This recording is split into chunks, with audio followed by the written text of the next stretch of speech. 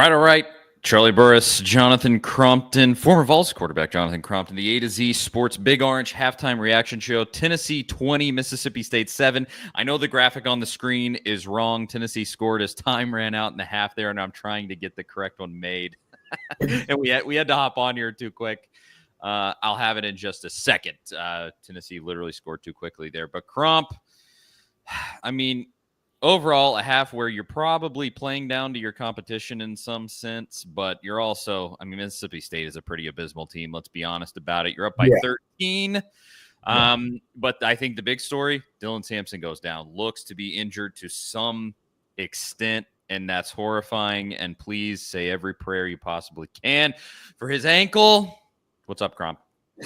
Oh, kind of a typical game we kind of figured we'd have.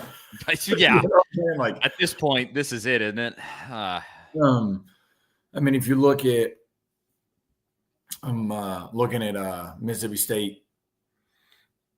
We're right on par. Their schedule, we're right on par for scoring about their average amount of points a game, or that they're giving up. Yep. Somewhere in the mid 40s. We 3 games in a row fumbling inside the, in our red zone. Can't have that happen. We talked about that last week. Can't have that. So, in all honesty, it should be, in my mind, 27. But, that's just part of it. I don't think we played lights out. I don't think we played horrible. But I don't think we've played flawless, if I'll say it that way. I'm just not 100% sold. And I've said this for a while. I'm not sold on what we're doing offensively. In what? Get specific there. What's happening? Because the running game is not working, and Mississippi State gave up 200 yards on the ground to UMass last week. We got 28 rushes for 111. So, I don't know. I can't put my finger on it. Yes, we are a run first team. I do like that aspect because we can control, you typically can control the ball, control the clock, control how long you are or are not on the field if you really need to, if you run effectively. I just like watching other teams play, like just the creativity. For instance, right here on my phone, LSU, Alabama. We don't do a whole lot of, I'm not saying you got to get tricky, but if we're going to run inside zone or what's called split zone, where your tight end is on this side and your tailback, and they literally split. Tight end blocks defensive end, tailback runs inside zone. We do run that a good amount. Well, then why don't we do an easy fake inside zone, tight end slip, fake block on the defensive end, little bend back block and slip and go to the backer and linebacker and run a little quick reverse to squirrel. Just something. And I'm saying, and that's not a crazy, oh my God, what are you doing? Just stuff like that. Like I said, there's no one specific thing that I'm not like pleased with because we're winning the game. We're up 20-7. We're going to score. We'll probably score 45 or 50 against them. Yeah. I just want to see us have something in our arsenal for when we get to next week and we have, you know what I'm saying? I guess that's where I'm coming from. Yes. We've been saying exactly that for who knows at this point, where you look at what they're doing and it just seems obvious where you go, just mix it up a little bit and throw in a little misdirection. And it just feels like you could really open this thing up pretty wide. This person, it's an anonymous account. They asked, are they keeping it vanilla to not show George anything? What? Everything's on tape at this point. You've played games where you're throwing everything at an opponent. And that's if we're going to play Georgia week 2, we could definitely have that conversation. 100%. Maybe right now, not game number 9. I mean, I hope it's that. I hope they have something waiting in the wings that's going to be funky, especially if Dylan Sampson's not going to be able to play. And please, please, please let him be all right. Oh my sweet goodness! Yeah, we don't need to overreact on that because we hadn't heard any of the extent of it. He walked off the field. He did. But I don't know. I guess, like this person just said, I feel, and they're right. It feels vanilla at the moment. But then again, we felt that way for about 4 or 5 weeks now. It's just something, and I'm not saying we got to go and literally draw it in the dirt. You know what I'm saying? Like, let's not just go make something up crazy off the wall, but you can have nuances and little small wrinkles that change things up. That's nothing crazy for you, but it throws the defense off just enough that you might crease them for an extra 15. Yeah. I just want to see anything like that because I think it is going to take things in that vein to beat Georgia. Like, yeah, and in this one, ultimately, yeah, you're probably gonna be fine because Mississippi State is just so bad. But you gotta have some juice for Georgia, and so I mean, I think you gotta. It feels ridiculous. You're up by 13, 20-7, your best offensive half of football in 4 or 5 weeks. Yes, but against the worst team we've played since Chattanooga. Yes, I mean the defense for Mississippi State. I mean the DB on that big play to Dante Thornton. I mean he tries to make a play on the ball and just falls down. and like that's what Mississippi State's working with this year. That's just like what it is for them. I do like this comment from John Doe. It says, make it make sense. Run up the middle seems to be the only run plays we know. Funny thing is they're running on a loaded box. 100% agree with that. 100% agree. And I'll explain that in a second. If we're going to spam inside zones, then go 4 wide, spread them out. Totally agree with that comment. 100%. So for a lot of people, just in case you don't know what a loaded box is means you're outnumbered in the box. If you got 7, they've got 8. If you like that type of deal. I 100% agree with that statement. We are running the ball effectively against a loaded box. We are, but why not give ourselves a little bit friendlier deal and go 3x1 or 2x2, spread them out, and RPO inside run. If we got 5 in the box with just 5 linemen and they've got 6, RPO a slant. That's what Alabama did and won a national championship. Well, and you saw there near the end of the half that Nico finally kept the ball and went for a really nice little run there. And I don't know how many times they're allowing him to keep it. Yeah, I think there's a limit there. Because I don't know if they're actually calling it for a read or a keep or an RPO. But when it does, it is effective. But, I mean, I just did the math. We're only running the ball at 3.9 yards a carry right now. That is not effective for Tennessee football. No. I mean, we got 111, but we got 28 rushes right now. We're the most effective when we're at 5.5 to 5.9 or more yards a carry. So we're about 2 full yards short per carry of where we really like to be sitting. Well, I'll turn from the offense. I mean, we can kind of talk that one into the ground, and ultimately you're up by 13 points. Yeah. The defense on that one drive, a demoralizing. I think it was. I don't know the amount of plays, probably like 15 plays, 85 yards, just ran it straight down the gullet. Like just a pretty ugly drive for Tennessee's defense. The rest of the time they played pretty well in that half, but Van Buren is they're losing contain, and he is running for his life. He is. Give that kid some credit. He's not a bad quarterback. He just got nothing around him. Yeah. Stats got more to go. Stats are very skewed. He's 7-19. Some of those throwaways, so I don't look at that part of it. I like his mobileness, but what have we talked about all year? What gives us some sort of fits? Mobile quarterbacks. Yep.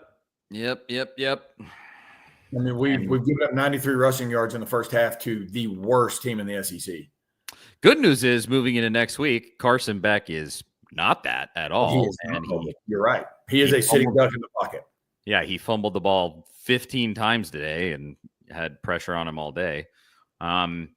So yeah, the defense, I'm not particularly worried, even though that drive, it just, these things are going to happen. And to your point there, their primary weakness is against those more mobile quarterbacks, and here we are. So anything else in that first half before we move to the paid segment, Crump, that stuck out to you outside of, I mean, again, let's be praying for Dylan Sampson. Hope he's good to go. I would say even if he is good to go, don't play him for the rest of this game. I don't think you need him, and let him sit. There's no need to at this point. But did I hear Bishop is out too? Yes, he's out for this game. That was pre-game. Yeah, so I mean, at this point, it's actually probably not the worst. Peyton Lewis gets you some freaking carries, buddy. Yeah, and Peyton Lewis, Cam Seldon. Cam Seldon was in on, I think, that last drive, the second to last drive there. And some good news here. David Woodward says it in the comments. Max Gilbert made a couple of field goals there. That was good to see. No, that was good. And that last field goal, you could see how low his confidence was, because a 38-yarder, and he celebrated like he just hit. I mean, hey, kickers, they're different up here. So I'm not mad at it, but I'm just telling you that's a good thing for his confidence. But you could tell how low it was because of that celebration.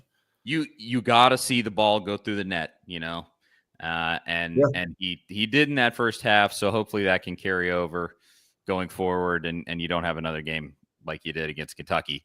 But let's move on to this. Of course, we gotta pay our bills here, and our segment brought to you by Zen Sports is the "Who are you betting on to carry Tennessee to a victory? What player will it be?" A lot of weeks it's Dylan Sampson. I think he's probably not going to be back in this one. Like I said, even if he's okay, don't play the kid. Hey, don't risk it. Don't need to.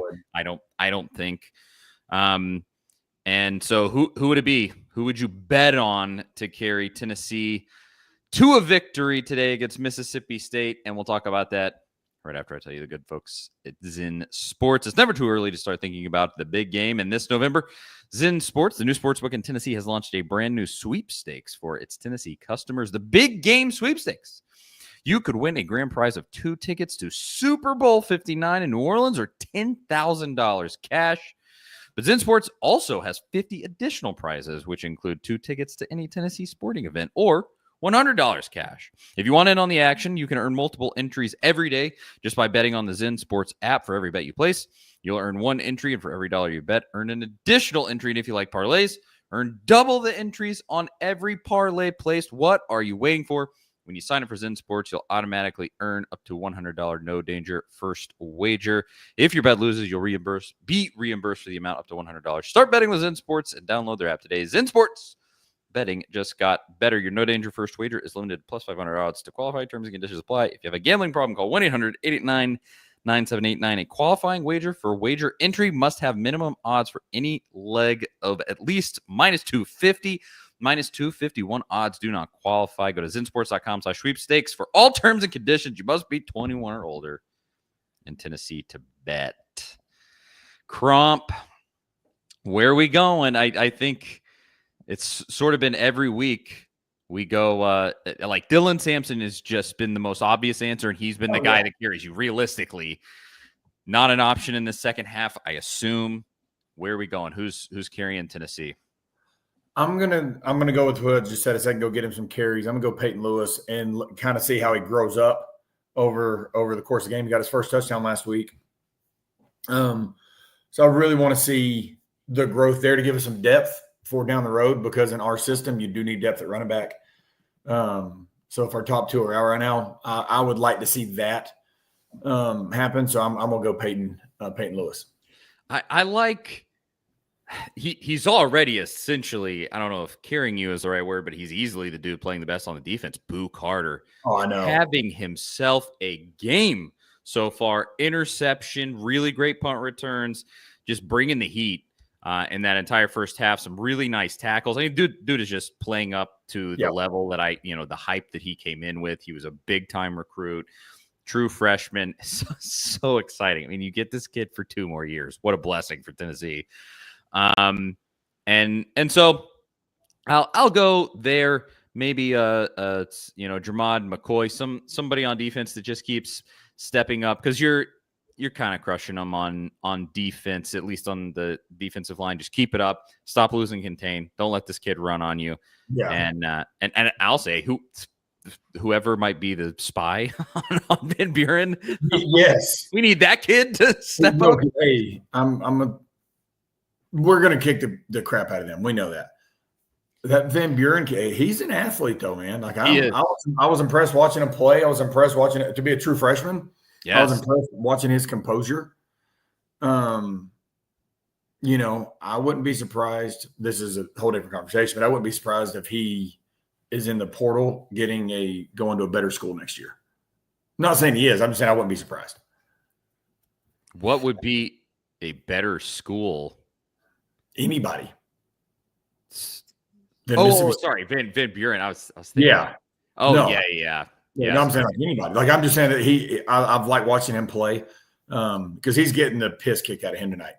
Yeah, I mean that's got to be a tough spot to be in. To just like everybody around, like you were saying. I mean, he's running for his life because everybody around him is just subpar, and it's a tough situation for Mississippi State. Obviously, we know the whole tragic situation that led to where they are right now, and and I do think that I don't mind Lebby as their coach. I think he's going to be able to do good things. Yeah. And if you watch this, and this brings into the conversation about us, and like with Tennessee, if you look at his offensive system, it's very similar to Lane Kiffin, very similar to Oregon, very similar to a lot of like that style stuff.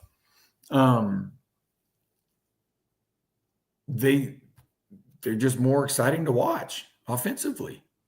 Am I wrong in saying that? No, it is. I know that I'm not taking anything away from winning the game. I'm just saying from a fan's perspective, and being excited to see the game. I mean, look at Ole Miss today. Ole Miss shouldn't have been on the field with Georgia. I know it was a rainstorm, blah, blah, blah, but creativity and getting matchups and getting guys open without just lining up in the same formation won them that ball game. And then especially in a game like this where you just have superior athletes all over the field, like it almost feels like you could essentially just toy around with these guys on offense. And like it feels like you should just be able to put up whatever number exactly. You want to. And just for some reason it's like it's just not exactly there. But I mean, ultimately, like we're saying, you're probably going to score 40 in this one. And I'm not saying it about just today, because like we're gonna, if we don't score 40, I would be, or maybe 50, I'd be very surprised. Yeah, something went wrong in the second half. Don't let that happen. Yeah, I'm going back to the 3 weeks we didn't score in the first half, where we were beating our head against the wall just to beat our head against the wall. But outside of the offense, I would challenge the defense in the second half. Don't break your 20-point streak, especially Yeah, I mean, if you get up by enough to where the scrubs are coming in, like still play with pride and make sure that's a goal, because it's awesome. It's an awesome thing that they've done so far this season. Oh yeah, and like I said, I'm not talking about this game per se, because we're going to do what we want offensively this game. But the couple prior to this, we didn't do anything offensively in the first half, like at all. And I guess that's my thing, is like watching these other teams play that still run spread systems, like full blown spread, like only under center on 4th and 1 or on the half-yard line like us. Sometimes it's just a bit more fun to watch, because you go, oh man, look, they're putting, player A in this position because of look at that matchup. They're doing this, look at that matchup. We're doing the same thing over and over. And now with this one, I would almost say, like, don't throw too much out there, because almost what's the point? But I would like, for my own entertainment, I'd like to see it. But that's what I'm saying. Go kick the piss out of them, because if we take care of business today, go finish the game. We take care of business tomorrow, we're going to Atlanta. Yeah. I mean, tomorrow. Sorry. But you know what I'm saying? And we're good with that. Yeah. We'll talk about it in the post game. Charlie Burris, former Vols quarterback, Jonathan Crompton will break down win, lose, draw, and you better not lose. Good Lord. We will be here in the post game to talk probably more about the Georgia game than almost anything else. We'll break it all down. So join us back where you're watching this, and we will talk to y'all in just a little bit.